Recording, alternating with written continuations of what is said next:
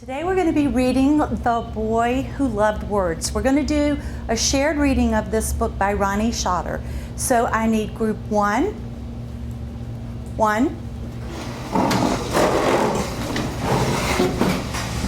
2. It's very important to know that the words in this text are just as important as the story itself. And so keep your eyes on the words, and we'll read together. The Boy Who Loved Words. Today's lesson was a model of our new 2015-2016 curriculum. Today was a shared reading lesson. It is part of a close reading that will take place over 2 days. We wanted to do a shared reading versus a read aloud so that the children would have access to the text. The students were to listen today as they read along with me for fluency and the flow. There are in this world people who are born collectors. Some collect shells or stones, others feathers. Some have even been known to collect tiny teaspoons. Such a one was Cedar. He was a collector of words. Cedar loved everything about words. The sound of them in his ears, tintinnabulating, the taste of them on his tongue, tantalizing. The thought of them when he percolated in his brain, stirring, and most especially, the feel of them when they moved his heart. Mama. Whenever Beasley heard a word he liked, he'd shout it out loud, jot it down on a slip of paper, then stuff it into his pocket to save. Such a collector. Beasley's pockets positively brimmed with words. He stuffed new ones inside his shirt, down his socks, under his hat. One key to success with the new curriculum will be in teacher preparation. For example, this book had many unfamiliar words. A teacher would need to practice reading in order to become fluent before the shared reading with her class.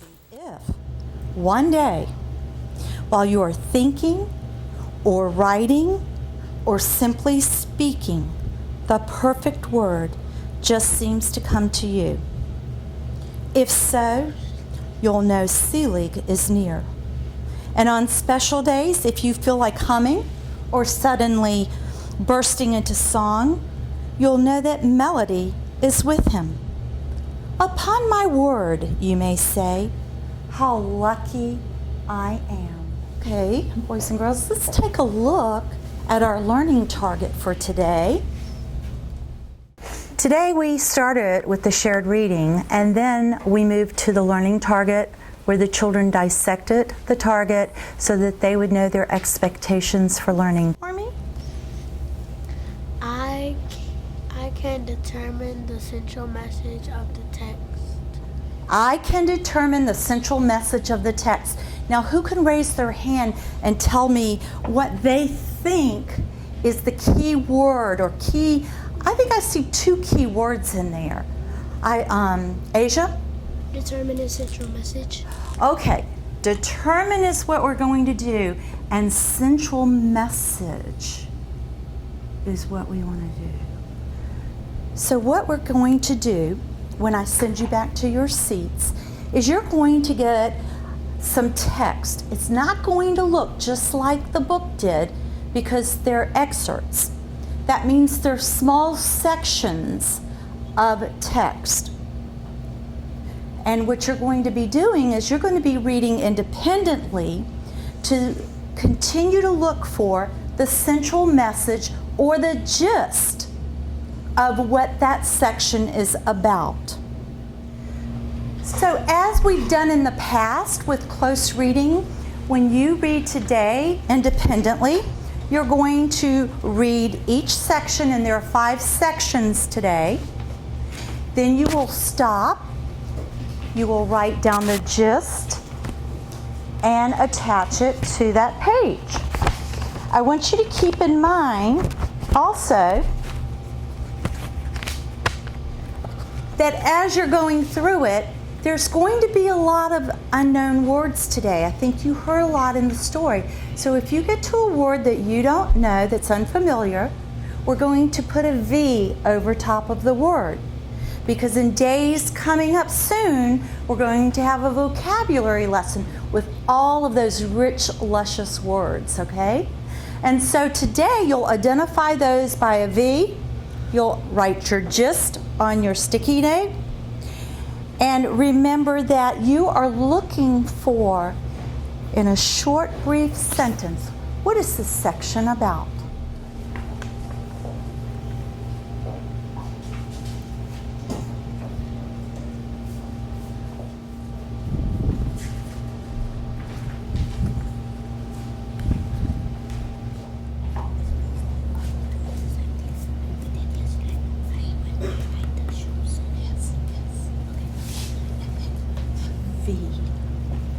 Janae, tell me what you think the gist of section 1 is. I see you've already written something. I think this section is mostly about Cedar loving words, and he's sitting down waiting for words to come down so he can collect them. Okay. And what is some of the text evidence that you found that supports that answer?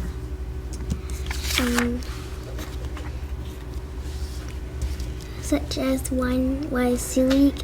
He was a collector of words. Selig loved everything about words, the sound of them in his ears. Tintinnabulating. Tintinnabulating. It's a mouthful. The taste of them on his tongue, tantalizing. The thought of them when they percolated, and his brain stirring, and most especially the feel of them when they moved his heart along. I really like how you were able to go straight to the evidence to support what you wrote down as your gist. Nice job, Janae. As the children were working, I was going around monitoring to see which students were able to support their response with text-based evidence. There were a few students that struggled with the concept today, but knowing that this lesson is going to go on another day into the close reading, the children are going to have an opportunity to read independently again tomorrow. They're going to complete their graphic organizer. So they're used to the process that we've been using all year long. So I noticed you also said here, others collect feathers. What does that mean? Like they collect. Who's they? Tell me who they is. The people. Other people. Nice job, Gladysha. Nice job. This is our close reading form that we've been using as we've been going through the stories in this unit. And so it's going to look very familiar to you. The first thing you're going to fill in is the name of the book, The Boy Who Loved Words. If you'll go ahead and do that.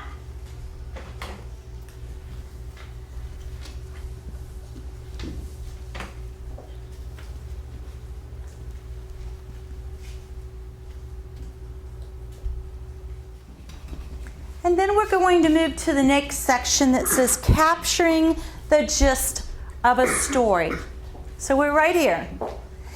And the question asks, after reading this for the first time on your own, what do you think the lesson of the story is? So you've been reading each section, capturing what you think that part is about. And now I want you to look at those notes and think. What do you think the lesson of the story is? That gets back to our central message. Any questions? After you have done that, I'd like for you to jot down what makes you think that. Once you write, I think the lesson is, then tell me why.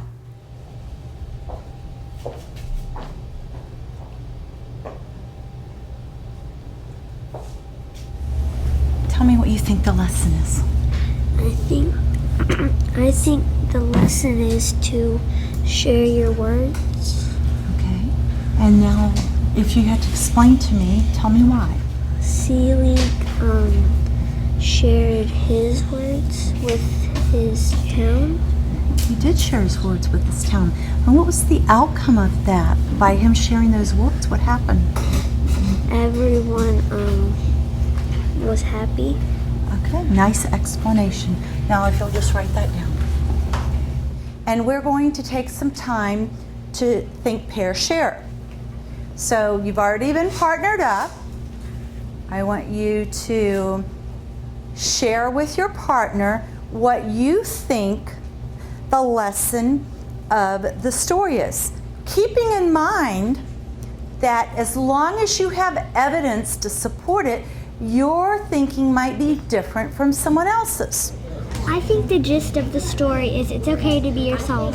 I think be yourself is the gist because even though people called Seelig oddball and Wordsworth, he never stopped collecting words. He was being himself. The bullying never made him stop collecting words.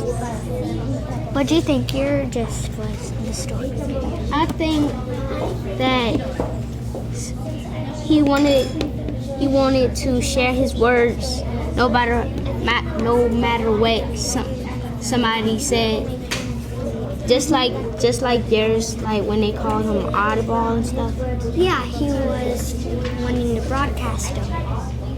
I think the lesson is that you can do anything because people made fun of Seelig for collecting words all the time. But when Seelig was grown, his words made people's feelings change. Over the 2 days, there are many opportunities for the students to use collaborative strategies to deepen their understanding as they talk about the text. This is one of the nice features about our new curriculum, that we want children to discuss their ideas, hear other ideas. Each time we read the text, we're going to go deeper into our comprehension. We're going to understand the story better and better every time we read it. So that's why we read it multiple times. But today, in each section, you were looking for the gist of the story. What is this part about? And then you were also, at the end, writing what you thought the lesson might be in the story.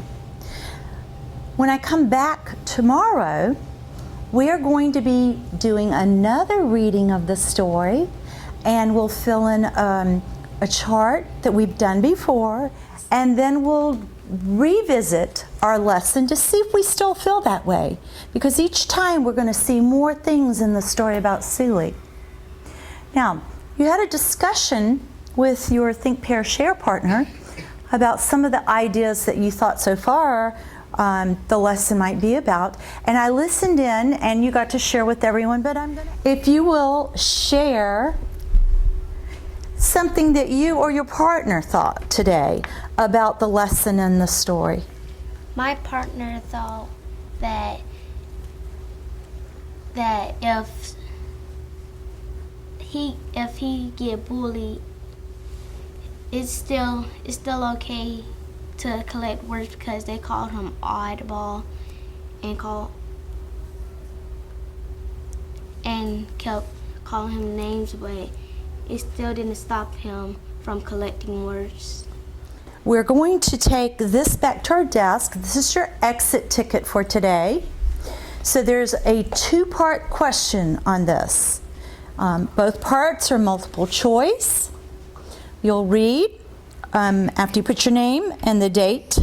You'll read question part A, choose your answer. Part B, choose your answer. We'll collect these at the end. And so before you go back, as I hand this to you, you may walk back to your seat.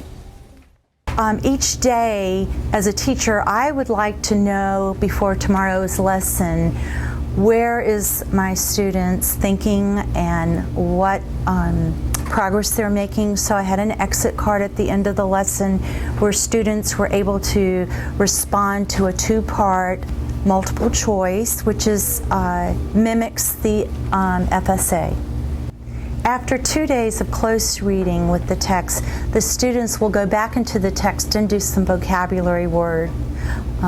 lessons.